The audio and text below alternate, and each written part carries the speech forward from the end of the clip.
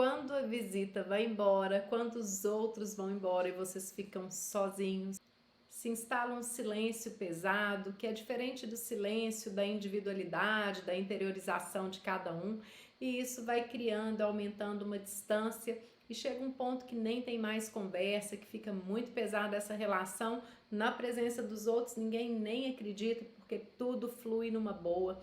Então, quero falar disso com vocês.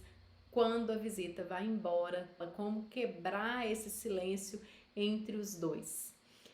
Isso interfere diretamente na sua libido, então não é por falta de libido, não é por conta dos hormônios que você está sem libido. Se não tem essa proximidade, se essa distância está tão hostil, e eu estou falando aqui de momentos ou de uma relação que está com essa experiência cronicamente e não de uma questão pontual por conta de um desentendimento, de uma briga, de uma situação eventual.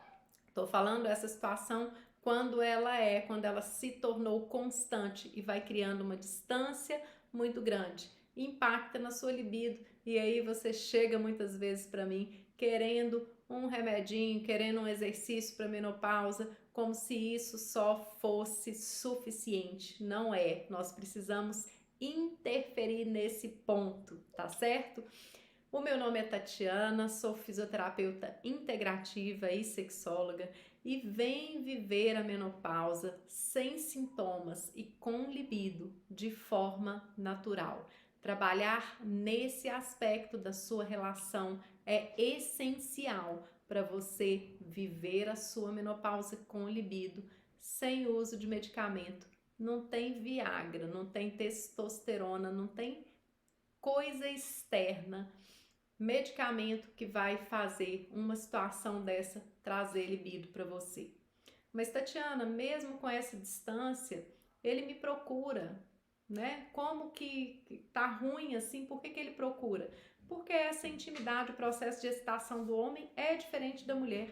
O homem consegue ser mais visual, o homem consegue encostar e sentir tesão e ter ereção. A mulher precisa desse maior envolvimento emocional. Quando tem essa distância, alguma coisa aconteceu ou várias coisas, né? Normalmente são várias coisas que vão acontecendo para criar um ressentimento, para ir criando suposições que tá ruim por isso, que o outro fez isso, que o outro deixou de fazer. A gente vai deixando de comunicar, as coisas vão deixando de esclarecer, essa distância fica gigante e esse silêncio se instala.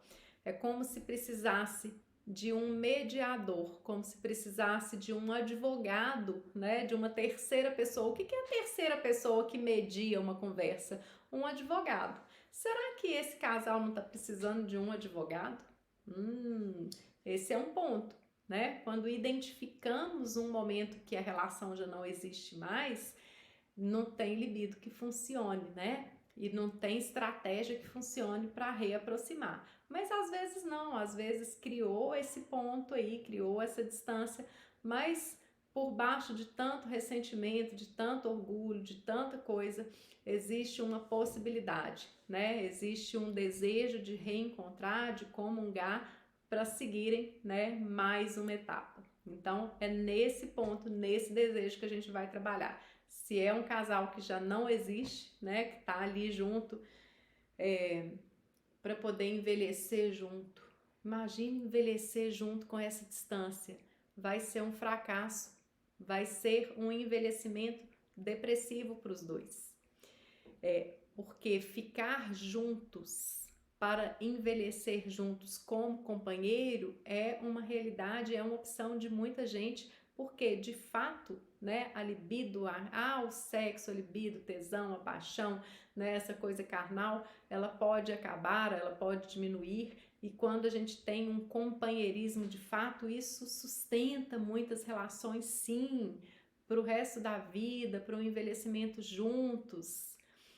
Mas veja, se você está mantendo essa relação de distância para envelhecer junto, para ser companheiro, vocês não vão ser companheiros.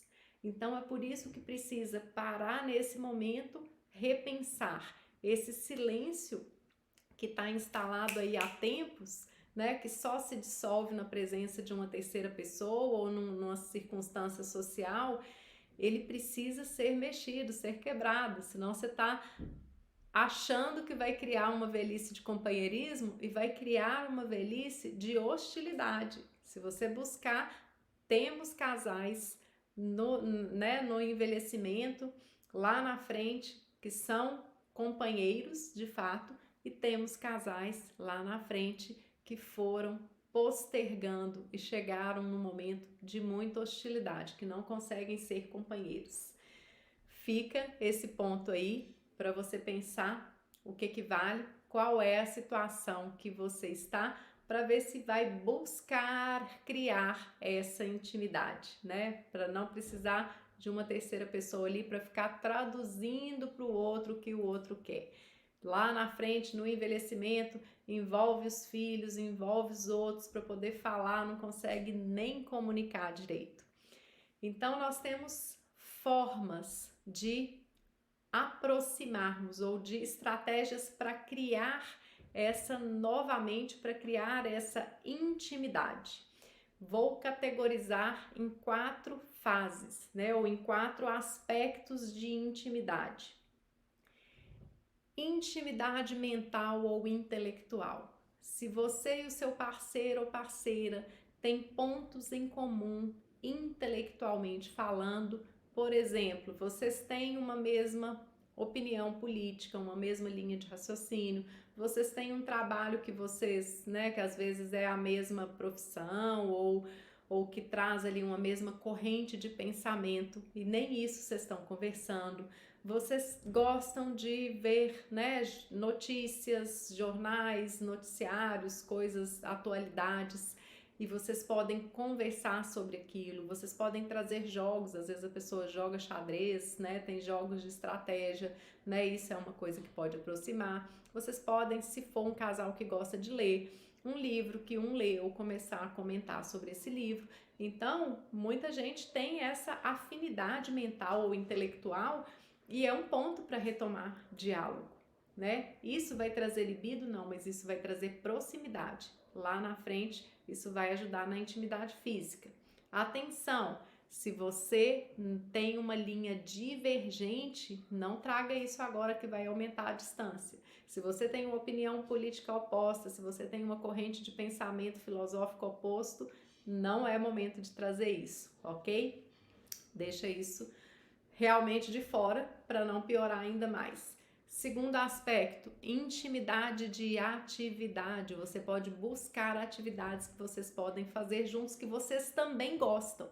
Aqui estamos buscando coisas que são comuns que vocês deixaram de fazer, tá? Porque, de novo, se você buscar uma atividade que você gosta e ele não gosta, vai ficar chato. Se você for tentar acompanhar uma atividade que ele gosta e que você detesta, não vai sustentar. Buscar atividades que os dois gostam.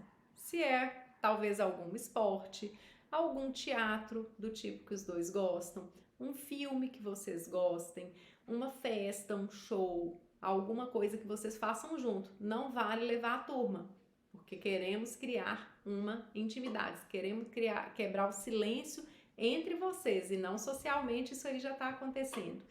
Buscar então essa atividade que ficou lá atrás e que vocês, né, precisam retomar. Terceiro aspecto de intimidade para buscar, intimidade emocional. Falar sobre sentimento, aí já tem que estar um pouquinho mais azeitado.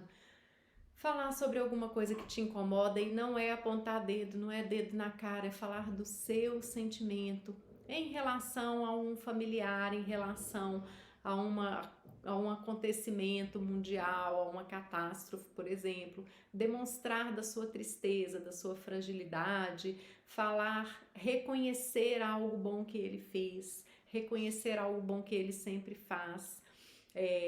E aí para partir para falar dessa intimidade emocional em relação a ele, em relação a vocês.